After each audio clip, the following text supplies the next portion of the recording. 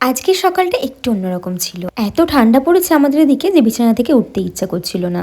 তারপর তন্ময় আমাকে বলল, দাঁড়াও তুমি বসো, আমি তোমার জন্য একটু চা করে আনি, তাহলে একটু ভালোও লাগবে আর ঘুমটাও কেটে যাবে। আর সত্যি সত্যি চাটা খেয়ে একদম আমার ঘুমটাও কেটে গেল। আরে মাঝে মাঝে আমারও তো ইচ্ছে হয় কেউ আমাকে একটু রান্না করে খাওয়াক বা আমাকে একটু ব্রেকফাস্ট করে দিক, একটু চা করে দিক।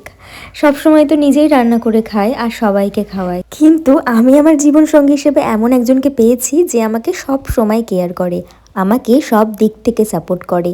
ইভেন আমার যখন শরীর খারাপ হয় তখন নিজের হাতে রান্না করে এনে আমাকে খাওয়ায়।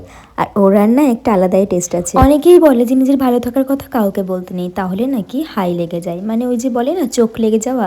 কিন্তু আমি এটাতে বিশ্বাসী নই। ভালোবাসা যদি মন থেকে থাকে কেউ কখনো কোনো কিছুতেই ছিনিয়ে নিতে পারে না, বা কেউ কখনো নজর দিয়েও সেটাকে ভেঙে দিতে পারে না বা কম করে দিতে পারে না। আর যারা আমাকে এত ভালোবাসে তাদেরকে আমি কেন শেয়ার করবো না? তাই আজকে তোমাদের সাথে এই কথাগুলো আমি শেয়ার করলাম। আর এখন একটু বাসনটা মেজেছিলাম, কালকে রাতে এত ঠান্ডা পড়েছিল যে বাসনগুলো ধুতেই পারিনি।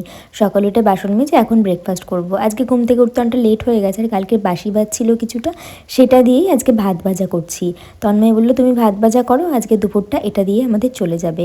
চলো দেখা হচ্ছে নেক্সট কোনো ভিডিওতে। সবাই ভালো থেকো, টাটা।